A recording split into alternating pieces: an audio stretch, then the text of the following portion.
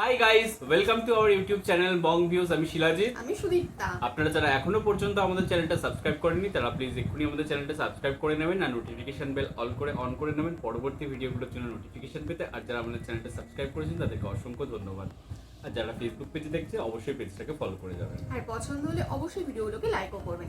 তো আজকে আমরা নিয়ে চলে এসেছি আবারও একটা পুরো বিশ্বের যেখানে নজর থাকা উচিত এরকমই একটা দেশকে নিয়ে, এবং তাদের যে এখন পরিস্থিতি সামাজিক, রাজনৈতিক, অর্থনৈতিক, তো পুরো ধ্বংসস্তূপের মধ্যে রয়েছে। তো সেই পরিস্থিতি নিয়ে কিন্তু আবারও আমরা একটা ভিডিও এনেছি, যেটাতে মিজানুর রহমান আজহারী স্যারের কিছু বক্তব্য আমরা দেখতে পাবো, যেরকমটা টাইটেল দেখে বা থাম্বনেল দেখে মনে হচ্ছে।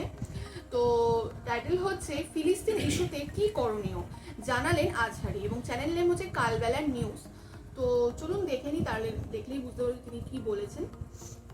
আর ভিডিওটা যদি কপিরাইট ক্লেমের জন্য ব্লক হয়ে যায় তাহলে সম্পূর্ণ ভিডিওটা আপনারা আমাদের ফেসবুক বা ইনস্টাগ্রাম পেজে পেয়ে যাবেন। আর ফেসবুক বা ইনস্টাগ্রাম পেজের লিঙ্ক আপনারা আমাদের ডেসক্রিপশন বক্স ও ফার্স্ট পিন কমেন্ট থেকে পেয়ে যাবেন। তাহলে চলুন সবাই মিলে ভিডিও দেখা শুরু।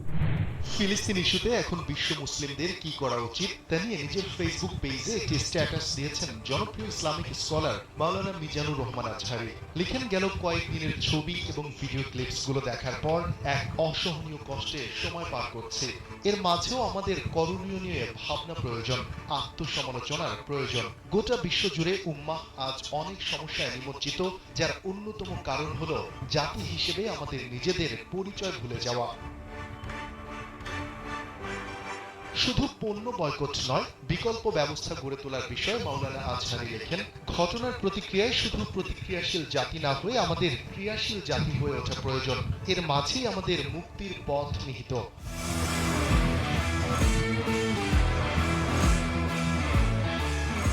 আমরা শুধু তাদের ব্র্যান্ডগুলো বয়কট করতে জানি, কিন্তু আমাদের নিজেদের মানসম্মত কোনো ব্র্যান্ড নেই। জ্ঞান বিজ্ঞানে উৎকর্ষতার জন্য যে ডেডিকেশন দরকার তা আমরা করতে রাজি না।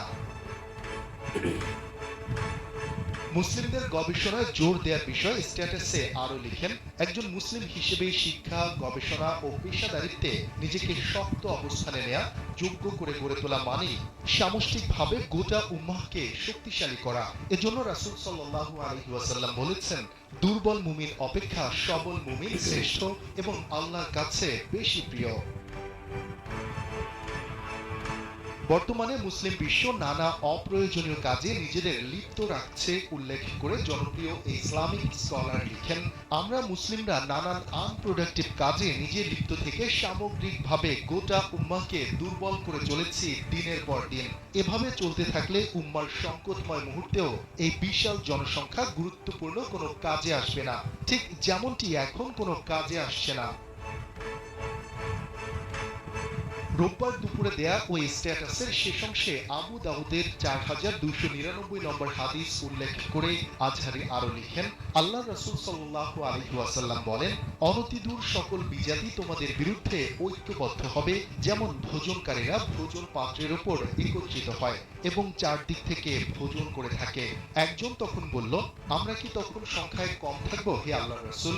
তিনি বললেন, বরং তখন তোমরা সংখ্যায় অনেক থাকবে, কিন্তু তোমরা হবে তরঙ্গ তাড়িত আবর্জনার ন্যায় শক্তিহীন ও মূল্যহীন।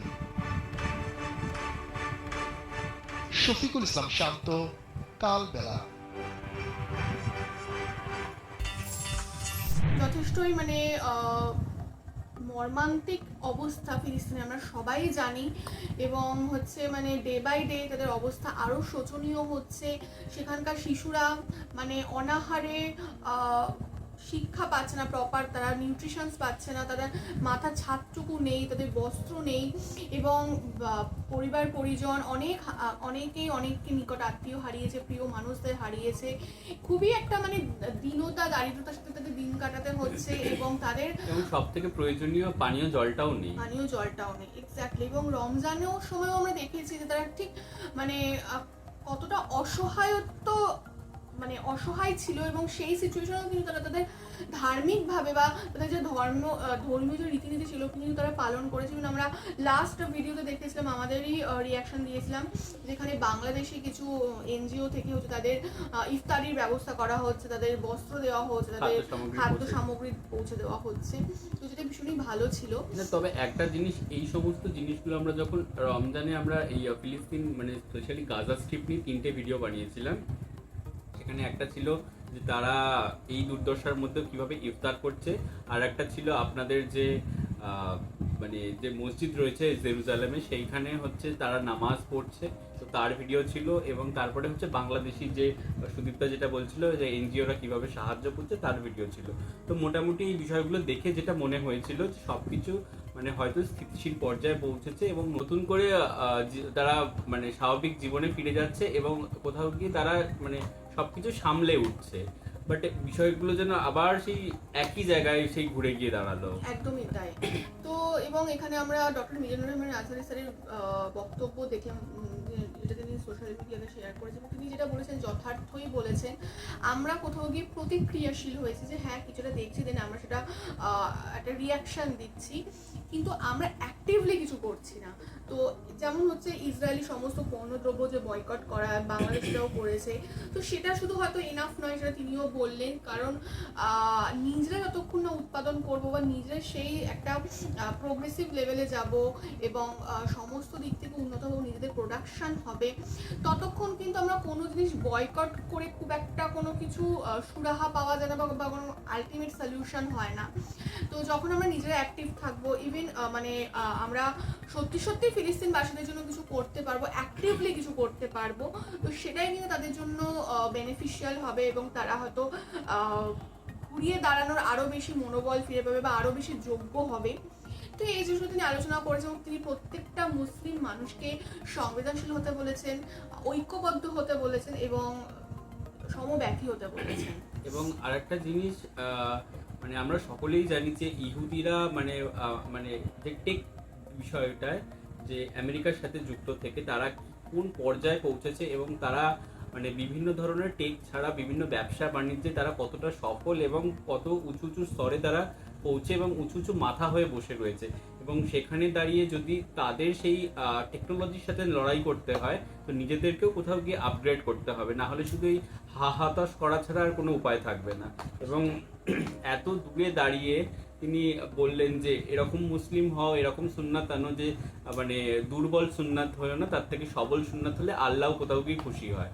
তো সেই জিনিসটা যদি হতে পারেন তাহলে খুব ভালো হয়। মানে এক্ষেত্রে একটা ছোট্ট উদাহরণ দিতে পারি, সেটা হচ্ছে মানে আমরা মানে ইন্ডিয়ান যারা তারা কিন্তু বয়কট চায়না করি, কিন্তু কোথাও গিয়ে মানে আমাদের এন্ড অফ দ্য ইয়ারে গিয়ে দেখা যায় যে আমাদের ম্যাক্সিমাম ইম্পোর্ট চায়না থেকে আমদানি করছি এবং আপনারা করেন বয়কট ইন্ডিয়া, কিন্তু আপনাদেরও দেখবেন যে আপনারা প্রচুর সামগ্রী ইন্ডিয়া থেকে আর কি মানে ইম্পোর্ট করছেন। তো ব্যাপারটা হচ্ছে আমরা হয়তো বয়কট করছি, বাট আমাদের সেই সবলতা বা সক্ষমতা নেই যে আমরা সেইটাকে প্রডিউস করি বা সেই যে বয়কটটা ধরে রাখতে পারি।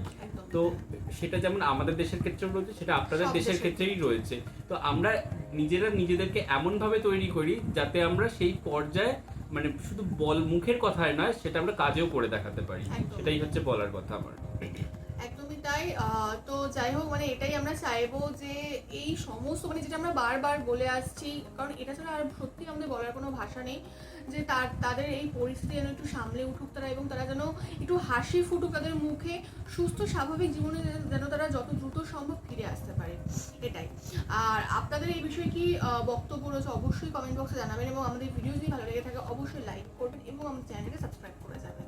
আর সাবস্ক্রাইব বাটনের পাশে জয়েন বাটন পেয়ে যাবেন, সেখানে কিছু ফেসিলিটিস দেওয়া থাকে, চাইলে আপনারা চেক করতে পারেন। আর আমাদের যে ফেসবুক আর ইনস্টাগ্রাম পেজ রয়েছে আমাদের চ্যানেলে, সেখানে আপনারা চাইলে ফলো করতে পারেন, লিঙ্ক ডেসক্রিপশন বক্সে পেয়ে যাবেন। আর আমাদের যে চ্যানেলের ফেসবুক গ্রুপ রয়েছে সেখানে আপনারা জয়েন করে আপনারা আপনাদের মনের মতো সমস্ত কিছু পোস্ট করতে পারেন, তার লিঙ্কও ডেসক্রিপশন বক্সে দেওয়া রয়েছে। আর আমাদের যদি আপনারা পার্সোনালি পছন্দ করে থাকেন আমাকে শিলাজিৎ ওকে সুদীপ্তা হিসেবে, তাহলে আমাদের পার্সোনাল ফেসবুক আর ইনস্টাগ্রাম সাইটে ফলো করতে পারেন, লিঙ্ক ডেসক্রিপশন বক্সে পেয়ে যাবেন। তো দেখা হচ্ছে পরবর্তী ভিডিওতে, আজ এ পর্যন্তই, টাটা।